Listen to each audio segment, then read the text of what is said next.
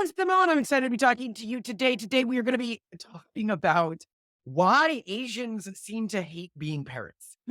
And the statistics are really clear. Like, Asians do not get as much joy from being parents as other ethnic groups. They do not like being around kids as much as other ethnic groups. They do not find it as rewarding as other ethnic groups. And, and you see this across Asian groups. And in addition to that, you see you see this correlated heavily, I think, in part with why so many Asian countries have ultra low fertility rates or their level of income. I mean, I Yeah. think if you're saying why are they so low fertility rate? Well, it might have something to do with them not liking being parents. That would obviously affect things. And this is actually brought to my attention by Simone, which I thought was really interesting. The second thing we're going to dig into is interesting customs, focusing on Korea as an example here, because it is Mm. the lowest fertility of these countries. So we're going to look at what it feels like to be an average Korean, or what Koreans are saying in the polls right now. And then we're going to go from that to some of the ceremonies that shock me. These ultra expensive ceremonies that Koreans have to have. Oh, Like, that I was telling you about, like, the first birthdays, things like that. yeah, first birthdays, the postpartum. I didn't realize what percent of Koreans went to these like special postpartum spas. Yeah. It's like 80% or something. It's really high. It's huge, and one of their proposed pronatalist policies is to provide more coverage for payment for those, because people are like, "Well, this is so expensive, how can I afford it?" But then no one else goes to them, this is a you thing, but whatever. It Yeah, is I well, mean just status thing, yeah. And, just before we go through all the stats, I'll also get to my explanation for why, so you don't need to stay and wait and wonder here, why am I gonna say? I think that the genetic thing could be part of it. See, our episode is low East Asian fertility genetic.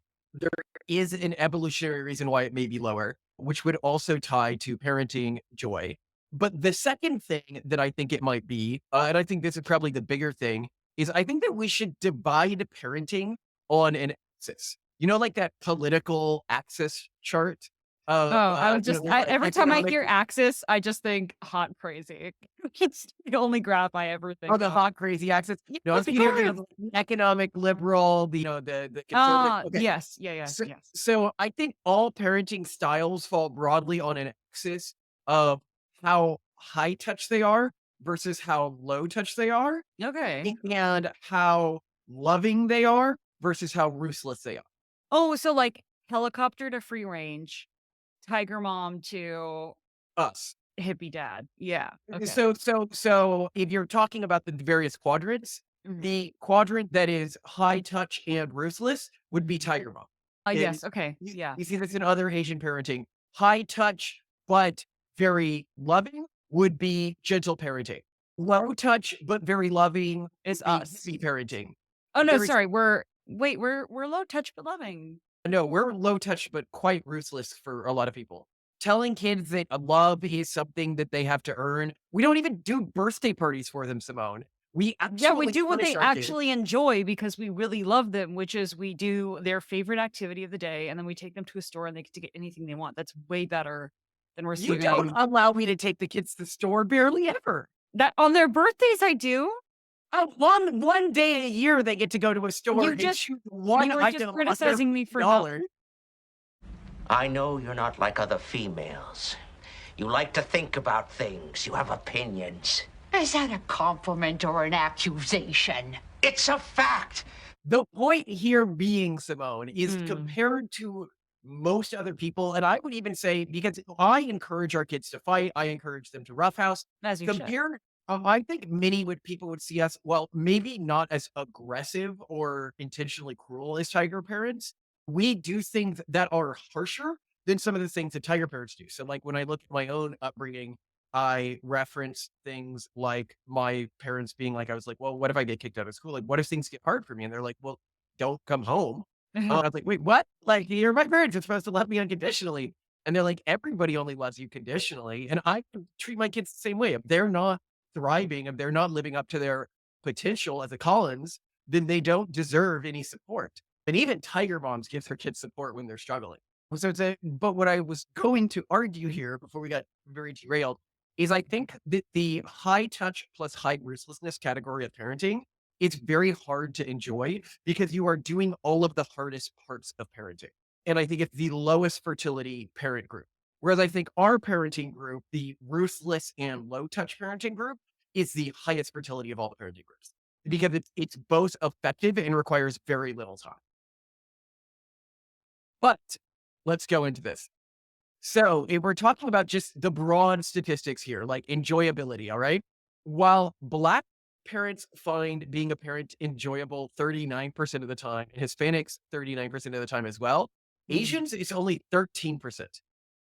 Yeah, they're not In, having fun. in Clearly. whites, 18%. This is by Pew, by the way. Yeah, and Um, this is their big caveat here was this is only for English-speaking Asian parents. It doesn't necessarily speak for parenting in East Asia, but when you look at birth rates in East Asia, you're like, I mean, no, actually, remember the study that we looked at that was how important are various things to you in your life?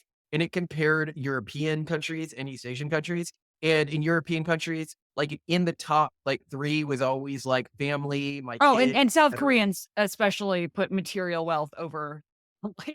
Yeah. Well, no, in Yeah. fact, of where they rank things, if you look at the countries on earth that rank family the lowest in terms Mm, of the satisfaction it gives them, mm. they are all in Southeast Asia. Well, and I don't know how accurate they are, but in K-dramas, family and in-law is typically they're the source of stress and drama and terrible Machiavellian action, not support, love, and inclusion. Yeah. So, If you're looking at how rewarding they find it, Black 45% see it as very rewarding, Hispanic 45% see it as very rewarding, Asian 23%. And yeah. here you see whites in the middle at 31%. I'd also put Black parenting in the same category as our parenting, which is I think why Blacks find parenting much more enjoyable than other ethnic groups. Yeah, I mean, when you It, look across it, and this is from the Pew Research Center's, like it's part of a larger survey results report on race, or sorry, on parenting in America today. But this is section two, race, ethnicity, and parenting.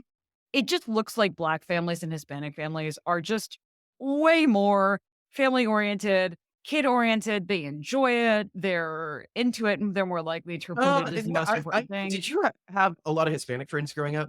I had some, not a ton, but they were definitely more family oriented. Here's the really No, the weird thing. point I'm making is while they are more family oriented, they Mhm. are much more in the low touch, ruthless category of parenting than white families are. Yeah, no, their I don't know. parents were enforcers for sure, and they were very low touch. What was really weird to me about because most of my friends in high school were Asian, and then I had a few white friends, and it's just that how in some kid cartoons it's just all the kids and you never ever see parents. Like, Yeah, it's like to a weird extent, like, but these people feed you. You live in their house. Why are they not in this show? That's how it was with my Asian friends. I did not meet the parents. now that you mention it, I never met any of my Asian friends' parents. And what's really weird is when I contrast that with my white friends, I was, like, as much friends with their parents as I was with them. I think Like, that may seeing them was actually seeing their parents. not be indicative of parenting style, but indicative of parental racism. I think that the kids may have felt that there would have been a degree of disapproval by bringing white kids around. I don't know, but they were just so I know because that's here's the weird thing actually, is I would hang out sometimes at their houses. Their parents weren't there.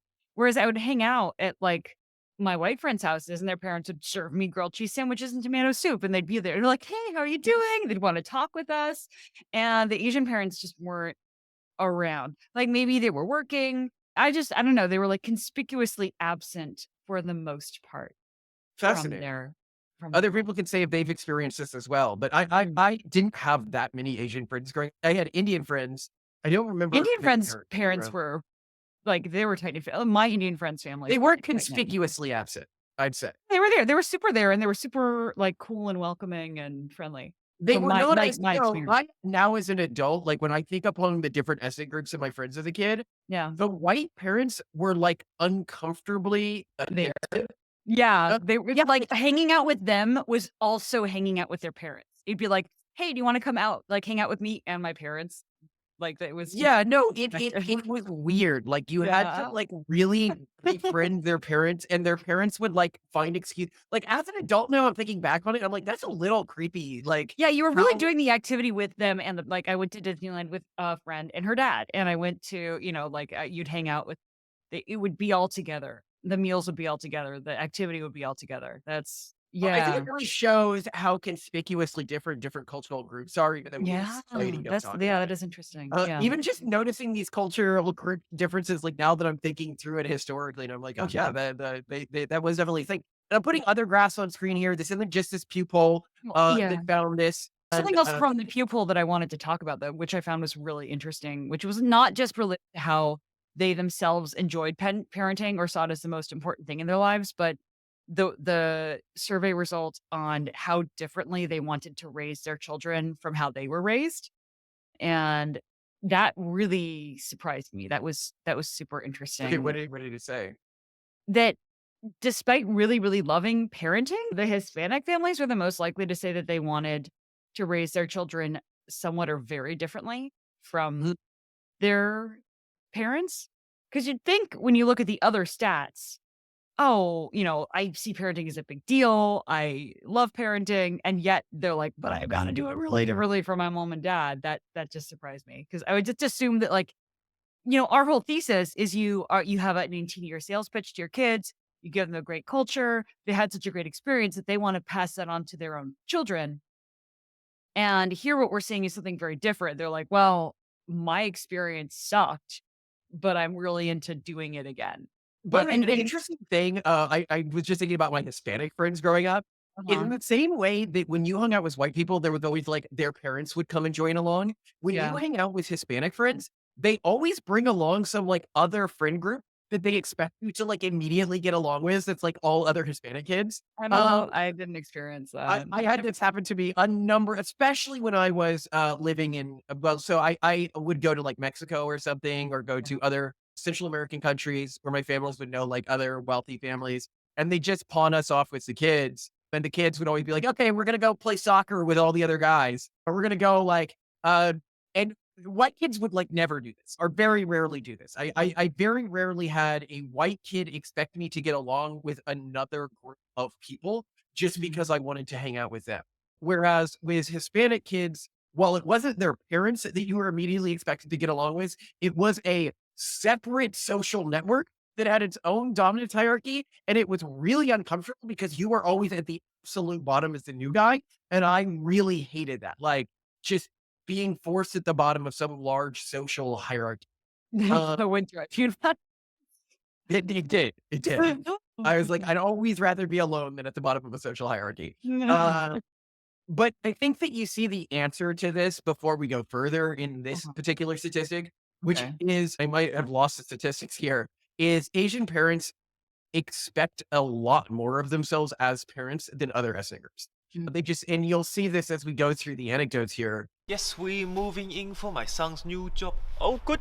What job? Neurosurgeon. Nice. How old your son? 9. Nice. My son's such a failure. He can't even cook rice. I got an A minus. I have no hope of a future job career and will always be a farmer. But I got the highest grade in the class. I'm in the dumbest class in school. I was late to school today. Please smack me with whatever convenient footwear you're currently wearing. I don't want to take piano lessons anymore. I hate you. Can I become a pianist? I aspire to be homeless. I want to take a gap year and go travel and go find myself. I accidentally thought I was from a white family. I'm 18. I just got a girlfriend. I'm throwing away all career prospects and going to live under a bridge. I'm 22. I'm still single. I have never talked to a girl and have no hope of marriage. They just expect to be putting in a lot more labor. Well, and this shows in when you were discussing in our podcast on Asians not having higher IQs per se, it's just a cultural thing. They are studying more hours They a week. work an average of 11 extra hours a week. Yeah, So they do the work. And yeah, that's gonna be less pleasant, but the outcome is that they have a higher income, they have higher achievement, they have higher test scores. What's interesting, actually, this is kind of unrelated, but Cremu on Twitter tweeted about this. Someone did a study on East Asian representation in leadership in the United States that despite their disproportionate, earnings and higher IQ as measured in various, ways, East Asians are uniquely disproportionately represented in upper leadership in organizations. Mhm. And the researchers chalked it up to a collective cultural lack of assertiveness, if memory serves, which is like really spicy to say. And Kirby was Yeah. just like, wow, like brave, brave to do this. But no, I thought that was really interesting. But like, so That's actually weird. interesting. Like parents are breaking their backs to do this. Kids are working way harder all week. They're earning more and they're performing really well, but also they're not leaders and they hate their parenting and they don't like their child. I don't know. Like I'm kind of wondering, like, is this culture worth it? Like something isn't working quite right here, at least in the United States. Well, let's talk about what's going on in Korea right now. 'Cause I found this tweet series that you sent me really fascinating on the current situation of what Okay. it's like to live in Korea at the moment with like graphs and Yeah. everything. Yeah. So just to go over it, it's Hat by tip to our Scott Alexander for sharing that in his link roundup. I love his link I mean, roundup. yeah, It's so it's by amazing. Arka Takana. And yeah, Scott Alexander, a hero. Anyway, so 83% of young Korean women think of South Korea as quote unquote hell. And 80% of them want to leave Korea. Just dwell on this. Can you imagine Americans saying that about America? I guess the progressives do right now. with Trump. 83% of young women in South Korea think of the country as hell, and 80% want to leave the country. And then they say, if your mental model of South Korea does not match this, it's your mental model that's wrong, not the data that's wrong. Yeah, clearly. And I think that, well, I mean, I want to go over this chart more broadly because it's like more weird or scary than that, even. So if you're looking at men versus women, younger generation versus older generation, people who see South Korea as hell, in the younger generation, it is 83.1% of young women and 78.4% of young men. So the majority of young people. But in terms of old people, you could be like, is it super lower? 64.4% of older women and 63.9% of older men. So interesting, about the same for the two older genders, but still well over. They're not happy despite the incredible rise in living standards in the country, just because the culture is, if you watch our other episode on low fertility rates in South Korea, is genuinely hellish in many ways. I Mm. would not raise my kids in that culture. And I lived there. I worked there. I don't know that I lived there for like a year. I worked there for a really long time. I really like South Korea. Well, what if you just homeschooled your kids? I feel like there are a lot of great child amenities in South I Korea. don't know if you're allowed to. It's neither explicitly legal or illegal. We'll get into why it's neither because nobody would do it anyway. Oh, okay. Well, if that's And you not homeschool allowed. your kids in South Korea, you'd have to homeschool them just for that one test. And that one test determines everything about their Well, future. no, I don't know. Well, no. I mean, like, but in the modern world, right? Like, we have come to agree that our kids are probably never going to get jobs because jobs kind of aren't going to exist anymore. Yeah, They're going but to have to South create their own Koreans are going to business. be the last people to accept that reality. Right. But if you and I were to just be living in South Oh, Korea, yeah, we just wouldn't. we could wouldn't prepare homeschool them our for the test. kids. We'd teach our kids how to become entrepreneurs. We'd enjoy Korea's Seoul's amazing amenities for kids. I don't know. Like it seems I'd be okay with. But you have to be And off the some grid. South That's Koreans true. did this. So some South Koreans I knew in the country, like one of them who was a very successful entrepreneur in the country, his parents did something similar to like our sort of ruthless, low touch parenting thing that we've talked about doing.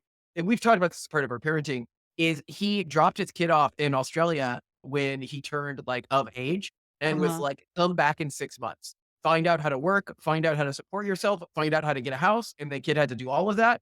And that's an example of very low touch, very ruthless, but that leads to really high results. Like, for Yeah. example, the kid, if you can survive your Krypteia, that was an old Spartan tradition, but But then some of your friends from South Korea have just left. They are raising their kids, but yeah, I see that. I in see a lot of women in Singapore. South Korea who are just like, you don't understand. Like, why don't I just like my aspiration is to go to New Zealand and meet a guy, go to the US and meet a guy. Like anyone is better than what's expected of me here. And we'll talk a little bit about that. I don't think I think that their view might be unrealistic of men from other cultures to an extent, but there is some truth to it that it's become expected that they take on a lot of the roles at work, but they are still expected to take on as many of the roles at home as they did back when they were full-time homemakers.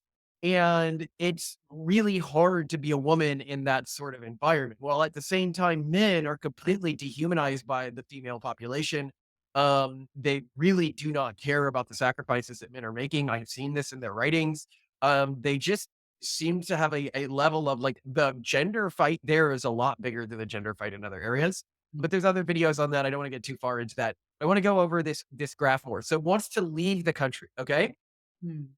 Of young women, it's 79.1%. Of young men, it's 72.3%. That's wild. Want to leave the country. Of older people, it's 64.6% of old women and 66% of old men. Still Yeah, so it's not 40. just that like the unborn are essentially leaving by never being born. It's that those who are already alive are noping out or want to. I think most people are too lazy to ever leave, but So here's an interesting one. People born into poverty can never compete with those born into wealth. How many people in the country think this? 89.3% of young women, 81.7% of young men. But the older generation, they agree. 88.9% of old women, 83.3% of old men. And I actually kind of like having lived in Korea, it is way, at least perceptionally, harder to move up within the country than it is in a place like the United States. Like the systems are really quite against you. But I want to keep going with this. They go, then if you have doubts about this particular survey or its results, note that it's consistent with other independently conducted surveys. They have one here in the Korean Times. And then they have one here that says, good comment for the thread. And this person is saying, having been here for 2 months, here are my thoughts. I'm more aware of what the 18 to 35 age group thinks, but I don't really know about the older generation. It's obvious that this country has evolved very fast economically, but it's had some social issues that are not being addressed properly. Having the lowest fertility rate in the world is revealing something. I think they're experiencing the same changes that we observed in the West when we wanted women to work. First, I believe they didn't give women the right to work because it's kind and progressive. I believe they didn't want 50% of the population not creating value. I don't know if I believe that. That said, Korean women are working as hard and earning as much money as Korean men, but they're still treated as if they couldn't survive without a man. This creates a situation where the man has a very hard time seducing a woman for long term relationships. I spoke to some Korean girls, and some of them told me that they felt they were being treated like shit. One of them even used the term grape meat, which shocked me because if you're just traveling there, you wouldn't imagine this. If you take the list, work very hard at school to avoid being a failure and shaming your family. Once you're done, military service for men. Start working at a company, you're a junior, you're not getting paid well, you're literally a slave to your N1 or your parents. Tint your car windows because social norms have restricted you from interacting with strangers unless you're a worker, clerk, waiter, colleague, or customer. Your goal is to buy a Korean word, and it means home, and never leave its surroundings. For this, you have to work 80 hours a week. If you're a woman, you're also getting harassed by men in your free time. If you're trying to divorce, get killed, be addicted to Korean dramas, because this is the only thing you can relax with, rarely leave your home.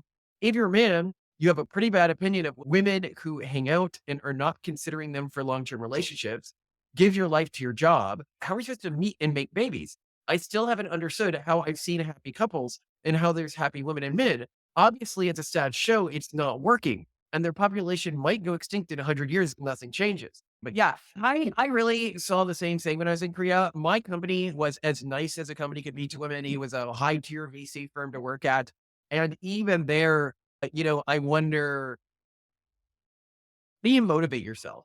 Like when you're just going to an office every day, an office life is so structured and there's so much office theater. Are you just living like a theatrical game of a life in hope of not disappointing X or Y group? Like no real dreams of improving things or making things better. I get it. Your thoughts before we go further with the specific practices in Korea. no, I think this is a great example of a culture that has hit modernity and broken. This is exactly why culture has to be updated. Yeah, this is why you have to be flexible and be willing to update your culture because I do not think Korean culture as it is structured, and you'll see more of this in a sec, could conceivably survive. Mhm. No matter what they did, I don't understand how they're going to survive. And again, our other Korean video goes into many more structural reasons for this. This is almost sort of like an addendum to that that goes over just like insane specifics. Mm. So here is one example of an insane specific additional cost for kids. Korean postnatal hotels, also known as shajuan, and I'll put some pictures on screen of this, are specialized. They're really nice looking, Yeah, especially they sound great. Like, we have nothing against the concept. I do, and I'll explain why in a second. Okay. They are specialized facilities that provide comprehensive postpartum care for new mothers in Korea.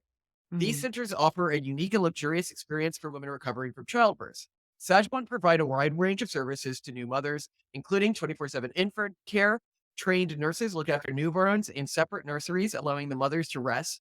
Specialized meals, nutritious meals, including traditional seaweed soup, are served to aid recovery. Massage therapy, various massages, including lactation massages, are offered to help mothers relax and recover. That'd be kind of weird having another person massaging your breasts. Would you want Trust that? me, you haven't had mastitis, or what is it called? Mastitis. Basically, like, if one of your ducts gets clogged once your milk has come in when you're breastfeeding, the pain is intense. So you'd appreciate other women giving you breast massage. Dude, yeah, because so, like, it you have to kinda learn how to unclog them and, like, how to manipulate the breast in the right way to, like, unclog it, and someone who knows what they're doing could have fixed that a lot faster for me before I figured it Yeah. out, and this is mostly for first or second time mothers. Well, There is I'm value to gonna to this. where I think this is appropriate, where I don't. Well, keep going.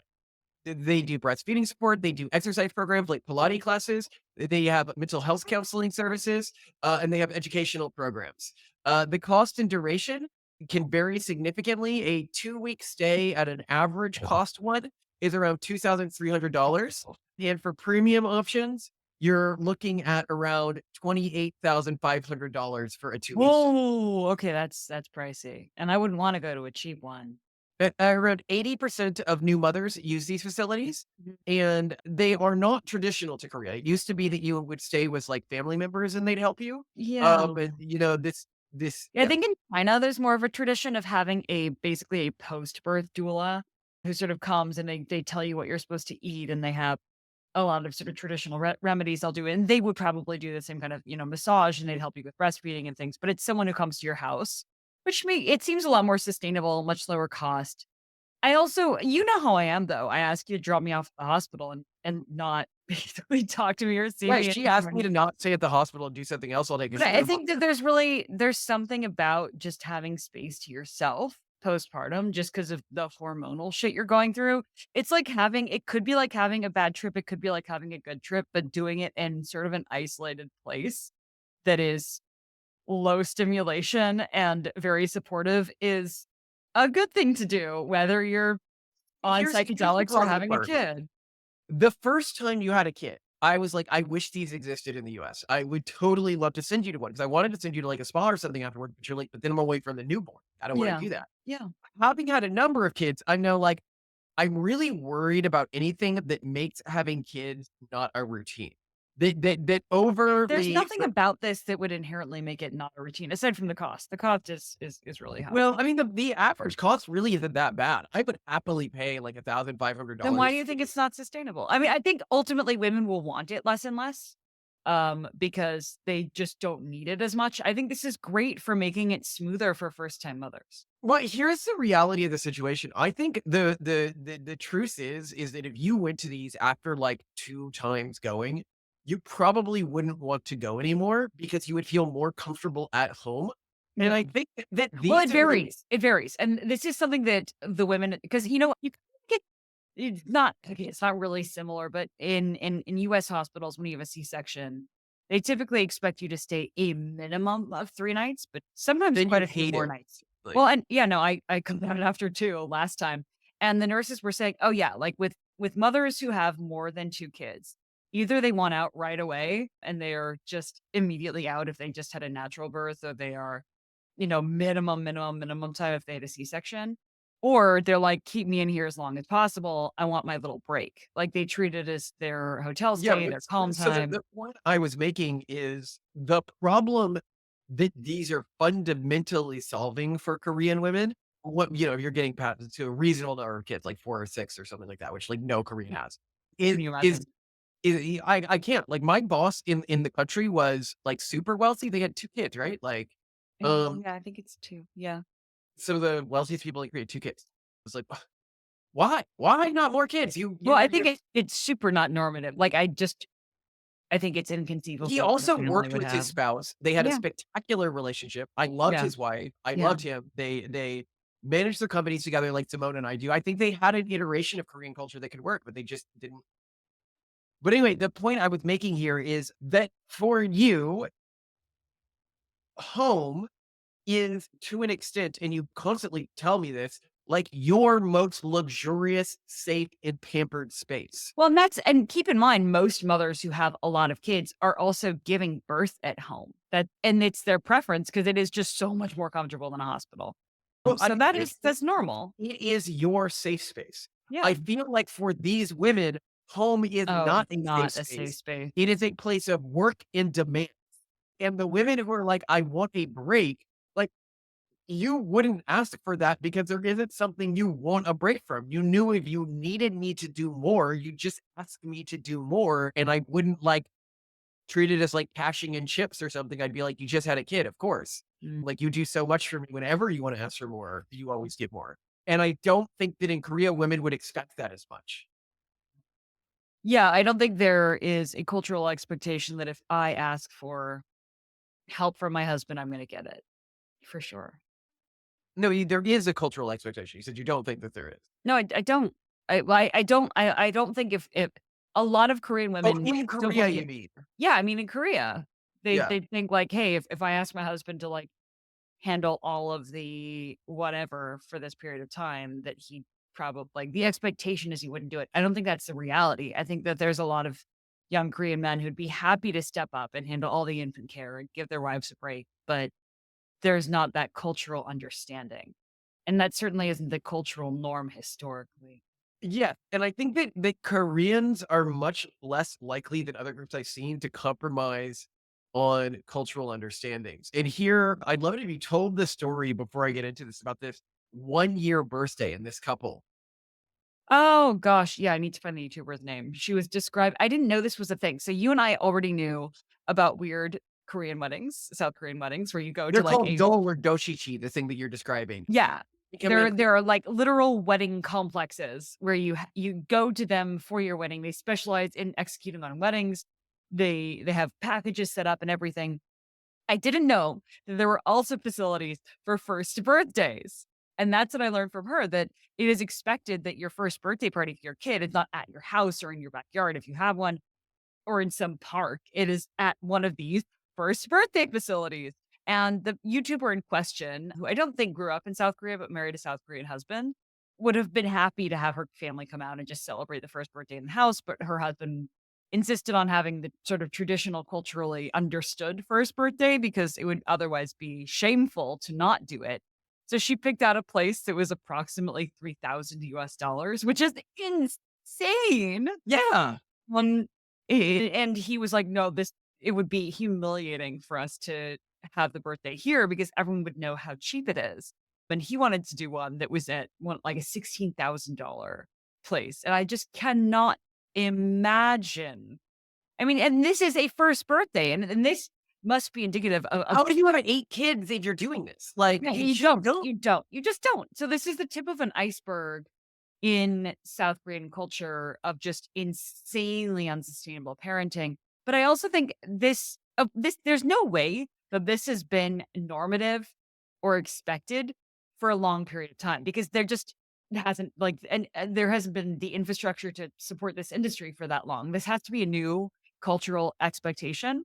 And I do think that we are on track to that world in the United States with how parents and adults are Absolutely. The behaving. way other parents expect me to be treating my kids, the Yeah. way that viral video about the little girl throwing a tantrum at the store and throwing all the stuff on the ground. And when people tried to stop her, they were like, if you stop her, we'll call the police on you.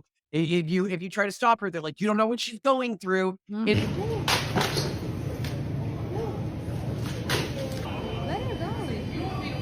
They need to let her go. Ooh.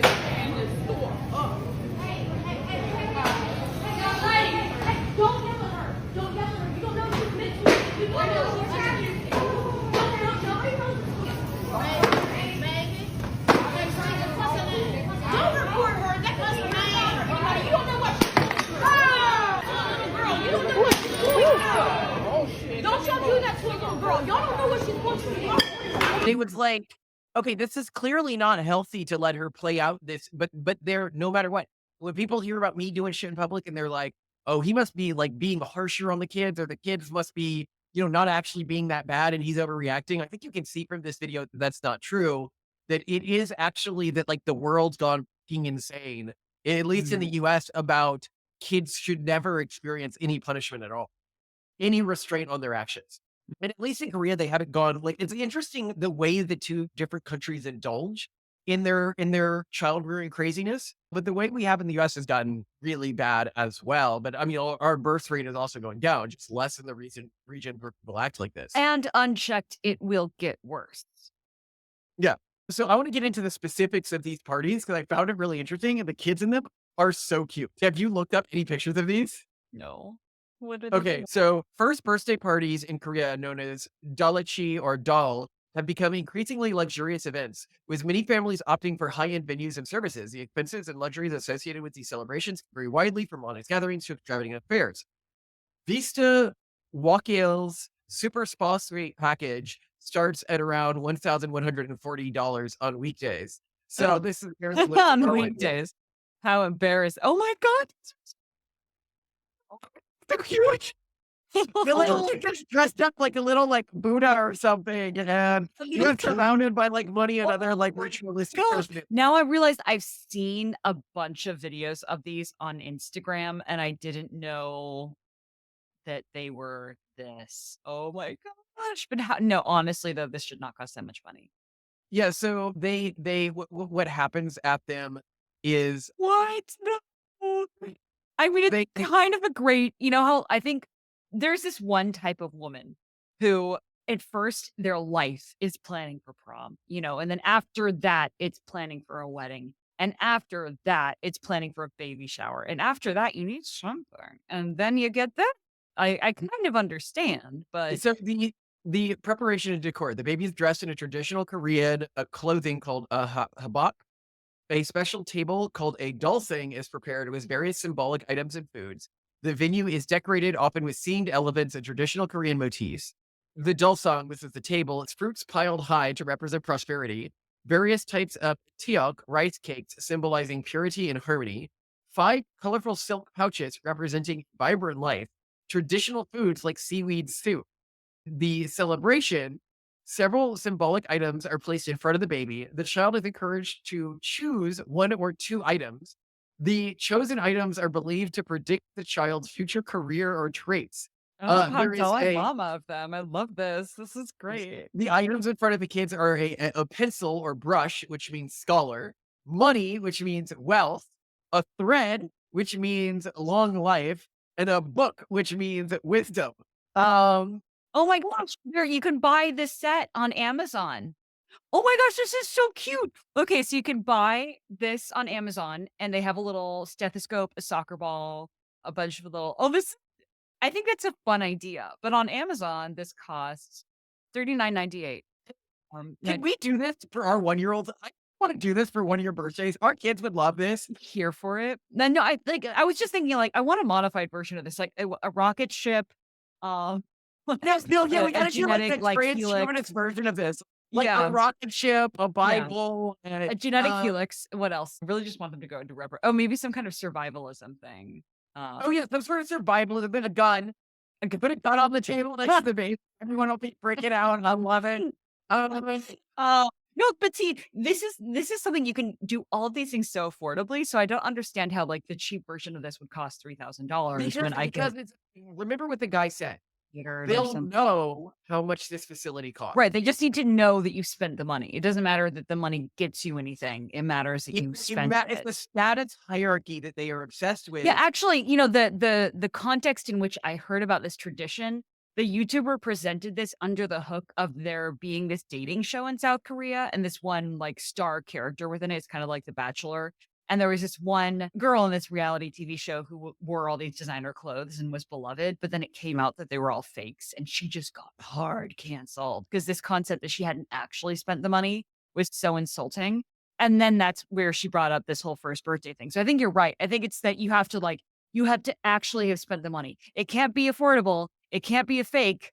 It can't be a knockoff. You have to actually have like lost all your money and gone into debt and have no savings. It's not about money.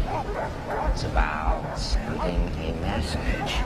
Oh my goodness. I want to make a techno Puritan version of the first birthday though, with I objects. know, I love it. We will work on it, and we will Yes. send it to you, the audience, when we put it together because it's Yeah. gonna be so effing cute. Definitely a Uh, rocket ship and a double helix, and a gun, but I don't know. Well, this is the thing. Steal things from other traditions, but Yes. make them better. Exactly. Like we don't hate South Korean culture. We hate the toxic elements of it that don't work in modernity. There's a lot of really cool stuff here. And then I will say that, like, and Simone, I know that you don't understand how ruthless we are as parents because you think of yourself as so loving, and you can be ruthless and loving. You can be a tiger parent and love your kids. You're doing the harder thing for them. But when it comes to things like birthdays, consider how we decided, because we talked about this internally. When they're younger, I get them like one moderately priced toy of their choice. And when they are older, they get, because I went to a birthday party recently for like somebody else Octavian's age, and I was like, this is stupid. What? I don't even know I want Well, to they're say not that. having fun. Like the important thing is we've gone to other kids' birthday parties and they're either clueless or not having fun. And what's the point? Like, I actually want our kids to have a lot of fun on their birthday. Hence, we do their favorite activity. So for Torsten's birthday, we went to a store. He got to pick out whatever he wanted. And then we went and threw rocks in the creek because that's his favorite thing at the time. Right. And that's appropriate that he had so much more fun than he would have had we thrown a birthday party. He would have been stressed out, overstimulated, crying the whole time, which is what kids do, especially when they're young. Yeah. But when they get older, people are like, well, what about their friends? Like, this will cost them social points. And we're like, Mhm. we are okay Right. with our kids organizing their own birthday parties. Yeah. We'll even give them a budget to do it, but we Yeah. will not plan it. We will not put in the effort because Yeah. kids need to learn that, like, no one in the world is going to go out of their way to make you feel special unless you earn it. Mhm. And it's more important to learn to be strong and deal with criticism and rejection than to fit in. I Yeah. do not care what the middle schoolers who my kid is around think of my kid. Okay. I care that my kid has the spiritual and moral fortitude to not give up what his classmates think about him. That's what I'm trying to nurture. And our people- kids also need to know that literally the secret to being popular is to be the one who organizes cool stuff and gets Yeah, but people that's together part of it, and but I think does the also work. for you and for me, to a large extent, who we are as adults is shaped culturally by us being trained as kids to not care what other people, like what the normie thought of us, to only care what the people we respected thought of us. And that respect had to be earned. And this has led us to, when we're sharing, ideas on the internet or in culture or anything like that, share ideas that are very countercultural to the mainstream cultural groups. And my family has done this. Obviously, if you look at my family history for generations, one thing I haven't mentioned recently on the podcast is, if you're familiar with the Free State of Jones, 15 out of the 50 founding members were either siblings or children of siblings of my direct ancestor. Like, my family's been doing this for a long time. The generation after that were really famous anarchists. This was during the period where anarchists and socialists, and this is when that meant a good thing. Like, this is back when you had the monopolies and everything like that, and they were fighting against, Standard Oil and stuff.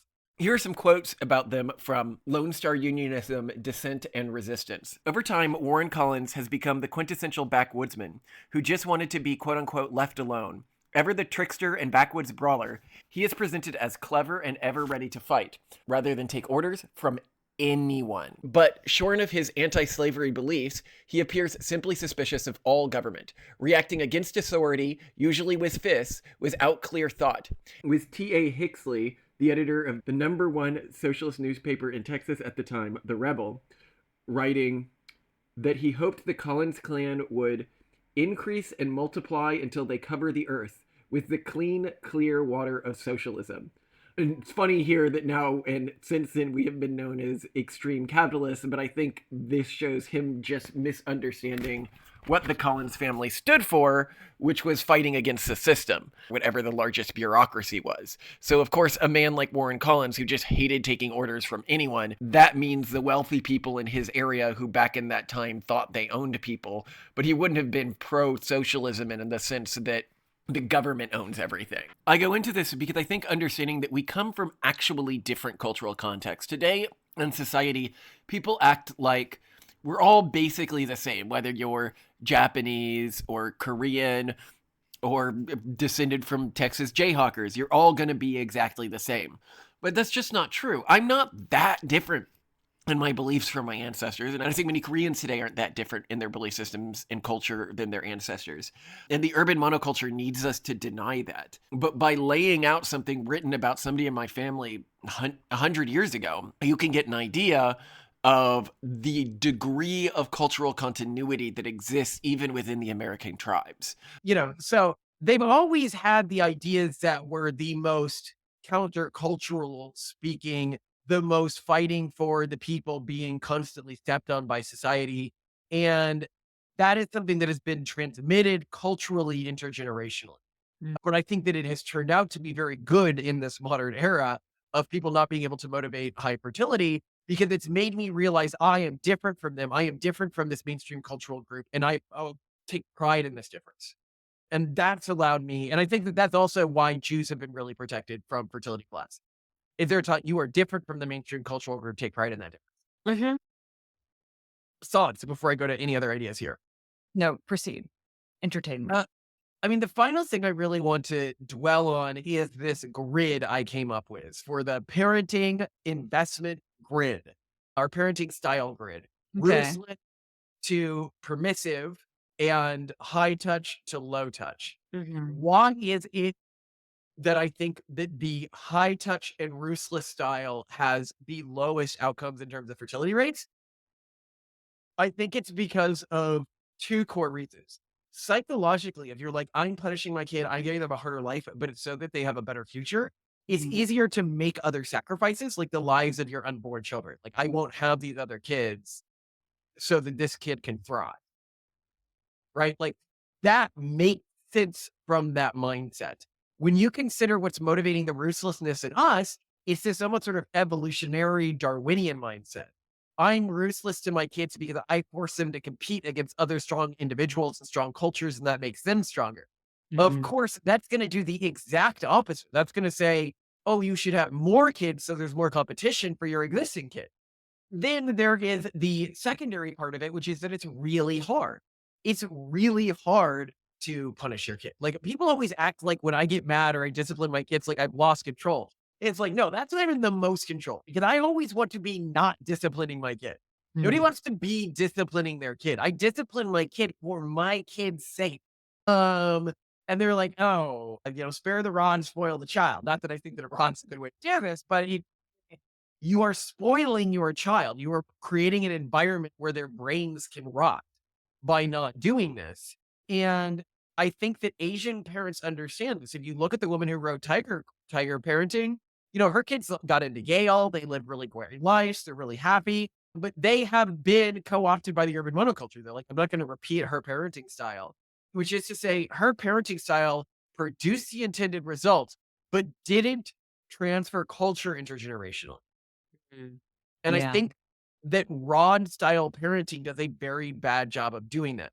Ruthless style parenting, I actually know very few people who grew up in ruthless, low touch parenting households that don't want to continue the culture because they typically have a very, very, very high amount of cultural pride. Yeah, Uh, yeah, when it's sustainable. That's the other thing is you haven't mentioned just how both unpleasant and stressful it is to be both ruthless and really high touch about. Like, no one wants to do Well, that. It's like being a prison guard. No one wants to be a prison guard. I have mentioned before that my family, as our cultural traditions, we would go and we would have these competitions where we would not exactly stated competitions, but it was every time like my grandmother, the matriarch of the family, would have a birthday, all of the grandkids would go out and we'd have to like speak a memorized poem or like do our like play a song or do a scene or something like that to show how talented we were. And one side of my family married into a Catholic family. And Catholics are much higher touch than my family was, traditionally speaking, because my family is very back culture, and the Catholic family that they married into would be much more high touch plus ruthlessness in terms of the way that they raise their kids. Whereas we were low touch and ruthlessness. This is a traditional mixing of the back Irish and Scottish cultures. I don't know if all Catholic families are that way. And it was always almost like kind of a joke because the other kids would always like smoke us because their parents had clearly sent them to all of the best voice lessons and then they would act in commercials as kids and they would, they were like actual like film grade actors and stuff like that, doing their big scenes. And I was supposed to have picked up similar skills by competing in like an inter-kid cultural ecosystem and being like beforehand, like my mom was like, hey, learn this, like find a poem and memorize it and make it good. I'd be like, but like, why? And she goes, and you don't know one will love you, you little shit. And I was like, okay, I'll do it. But it led to much lower results in terms of like these family meetings. Like we would always really underperform the other family members as to which style worked better in the long term. Interesting.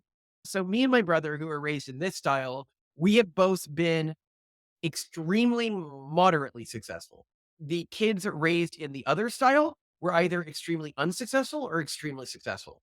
There was like a bifurcation, like higher success in my family, but they also have always been afraid to put themselves out there with like controversial ideas or anything like that. And I think it leads to more of a fear, like we also see with Asian families, of doing something that could lead to social rejection because you had this sort of pressure on you as a kid to fit a normative mold because being perfect was being part of what your parents wanted you to be. Like that's what it meant to be a good child. Be the child your parents wanted you to be.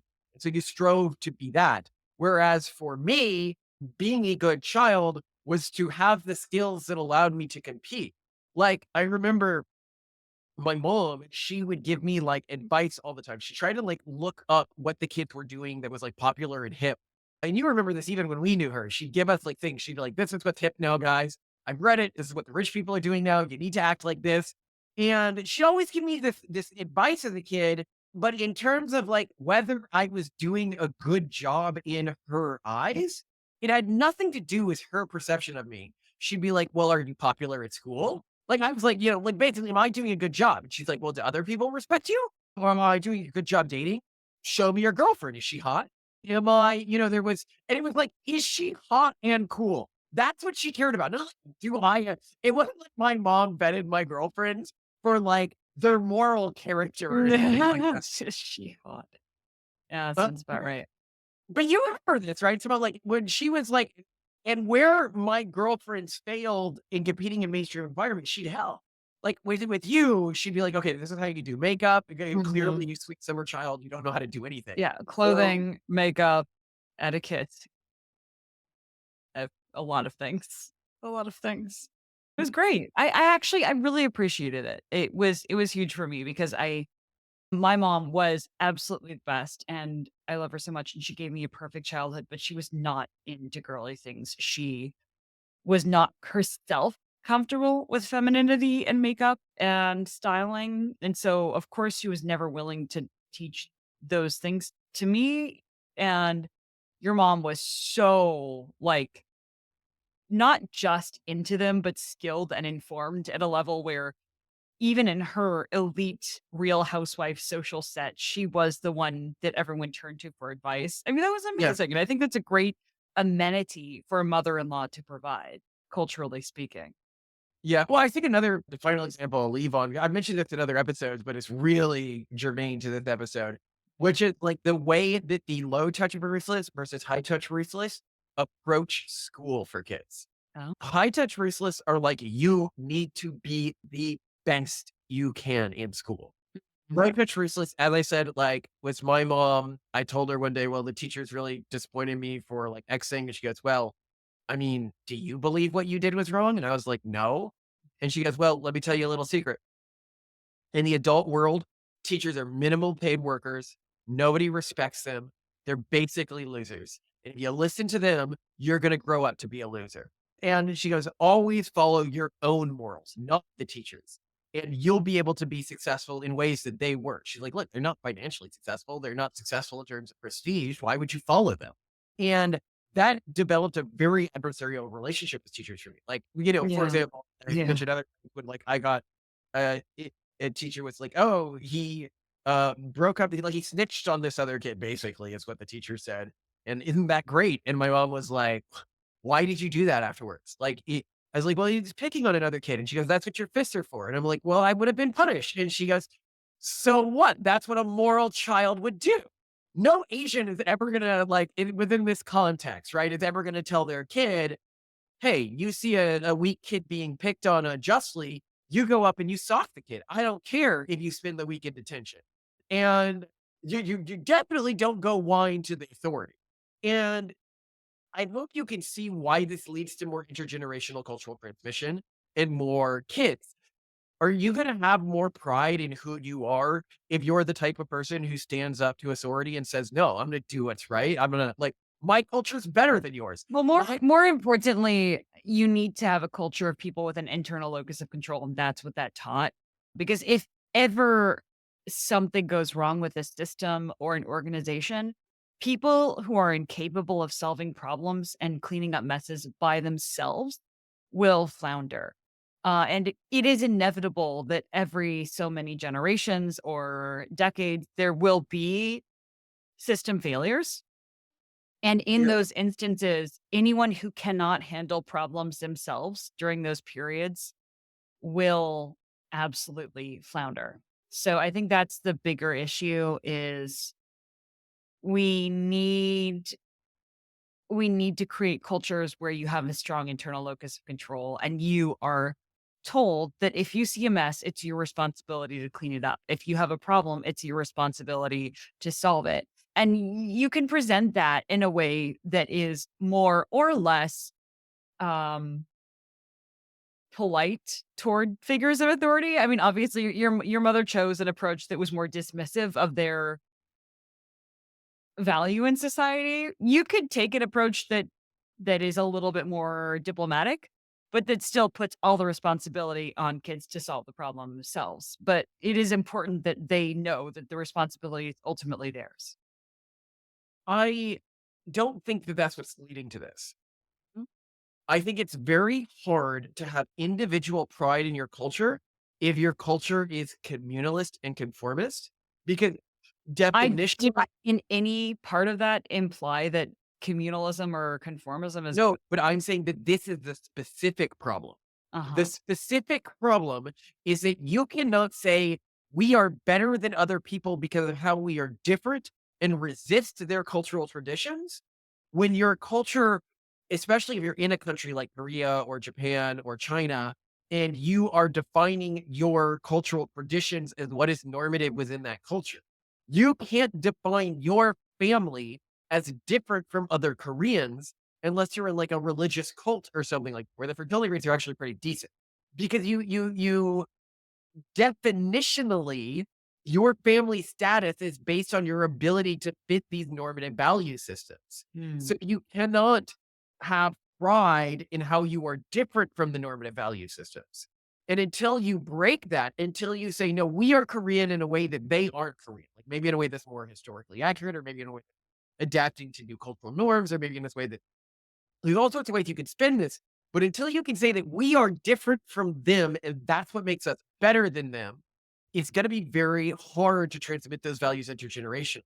And I was using the school example here, or the, snitches get stitches example here, because it's very easy to see why somebody would have a cultural superiority complex and think that they need to pass their culture on, Hmm. even when they're in a culture that is like even if I lived still in Texas, like rural Texas, right? Mhm. I would still view my family as better than other rural Texas families. They may all have this mindset of like, oh, well, all of us need to dismiss the teachers, all of us need to dismiss the authorities, but we all have our own flavor of dismissal that Right, would but, allow. like, we're still better than the Joneses. Yeah, we're better than the Joneses versus keeping up with the Joneses, in other words. Yeah, we're better. Why would you keep up with the Joneses? The Joneses, they're idiots. Look at They're what they're doing. losers. Yeah. We have losers. We have losers. They're losers. They're just losers. We have very stupid people. We have stupid leadership. How stupid are our leaders? How stupid are these politicians to allow this to happen? How stupid are they? Yeah, and we'll see something that the Joneses have done, and we're like, I'm like the Koreans. Oh, that's neat. That first birthday thing. Can we do that with like AR-15s and like test vials and genetic stuff? Like that'd be fun. Um, of course, it wouldn't get you any status in Korea, but we're like, that looks fine, right? So it's also not a dismissal of the Joneses. Yeah. Well, I just would emphasize, though, that clearly the original tradition was cool and sustainable. It's just been perverted in modernity to this big Yeah. status signaling thing. There's All nothing right, let me inherently throw. expensive about this. I love you too so much. We're doing Everest is for fucking jackasses next. Do we have time for that? What do you want to be done? And there's a huge mess to clean up downstairs. Like, if you don't want to wanna do it, really, I can do it another day. I've got such a big backlog. Don't worry about it. how about then we do it tomorrow? Because we have another slot tomorrow. And I just want to make sure that, Yeah, I've been planning on going to. I didn't fully prep that episode. I can come up with so many more reasons that people who claim Everest are jackasses. oh, Uh, yeah. Okay, that's good because maybe I can too. It is. Everyone just, but I think, we've reached that peak, pun intended, period of Everest hate. We're just No, going, no, no, no, no, no. There was no, we're not there never a yet. reason to claim Everest. It's such a selfish thing to do. It's horrible. Yeah, it's horrible. It kills people. It pollutes. It's gross. It's not But the problem fun. is there is no benefit. No benefit. If you want to put yourself in a life-threatening, difficult situation, you can do it without polluting and putting other people's lives at risk. Yeah. What selfish, pathetic, and then they just get to the top and they're waiting in a line. Nothing to me. I think everyone who climbs Horrible. Everest, like I look at you. If you say you climbed Everest, I genuinely respect you less than somebody with a swastika tattoo on their forehead. Yeah, honestly. I'm like, you literally have said to me, I think that my personal pride is more important than human life, human Oh, dignity. not just personal pride though. Personal pride in the most basic way. And personal pride in I need to signal that I'm better than you. Wealthier, fitter, whatever, but like I did Everest just to show you that. And I'm like, and all you showed me is that you live for nothing other than what other people think of you and what you think of yourself. Could there be anything pathetic? Sorry, you're getting a taste of how spicy we're going to be in this I'm episode. excited for this. It's going to be a good episode. Okay. I love you. I love you too. You're the best. But, hey, what am I eating tonight? Um. Can I do a grilled cheese and tomato soup? We were gonna start doing the sausage meat. I was gonna see. I think I should have time. Oh, probably not to do coconut rice. Wanted to do coconut rice. If you want, we can do grilled cheese tonight, but we do need to use the meat. Well, why don't you start? Well, so for the meat, do you have like onions or shallots to cook Yeah. with? Yeah, I can very slow cook to like kind of begin to caramelize some onion diced in Yeah, I'd butter we could cook that tonight. That'd be great. I'd have that with some fried rice. That works fine for me. with fried So, rice or uh, with just plain rice. plain Come on. rice works fine too. Okay. So cook it, mix in some like veggies or whatever that you've chopped up, some Mhm. onions. Just onions works fine if it's faster. In terms of the sauce, I'll have to look at some of the sauces I have to see I'm what could assuming you work. just wanted me to do a coconut milk base and first cook the meat after sauteing onion. And so first saute onion, then cook the meat in coconut milk, then add back the onion, then add in vegetables. I mean, no, you don't need the vegetables. Ignore the vegetables. Okay. The problem is that the ground pork requires some pretty unique sauces, so I'm gonna have to go look for it. Bring The it- last time I tried one, I got really sick. That was the beef lung sauce. Well, then don't use that Um, again. Did you throw it away? I threw it away, but I need to find a sauce like because only the sauces like that work for Beef this. lung sauce sounds like it would make you sick anyway. It's gross. Sorry, am I too into like weird Asian dishes? Well, I yeah, think what I do you look at beef lung sauce and think, I need to buy this? Why not? That's the type of man I am. Looked interesting. Looked flavorful.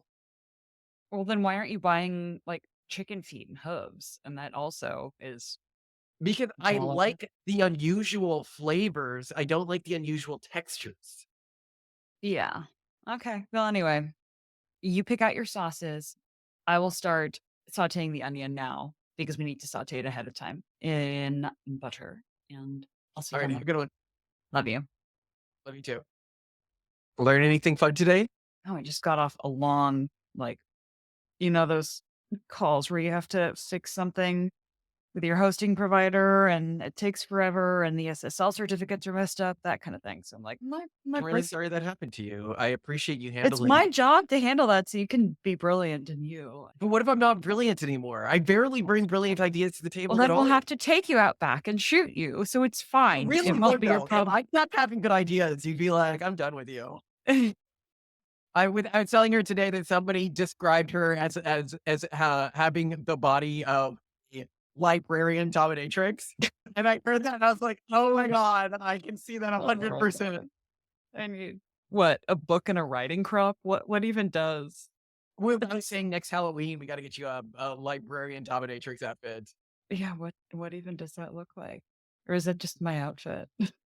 Just is everyday Halloween in House Collins, really? Let's be honest. I think you have the face to be a techno Puritan. I think that your like Puritan look like works so well on you. Aw, well, thank you. For the Yeah, nerd thing. All right, I'll get started on this one. do it. So what's going on?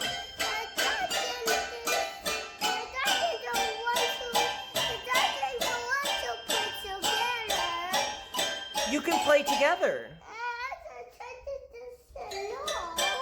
Titan said no to playing together?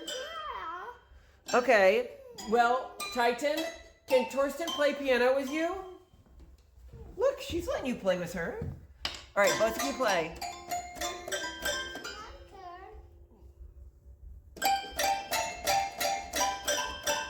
You're so musical.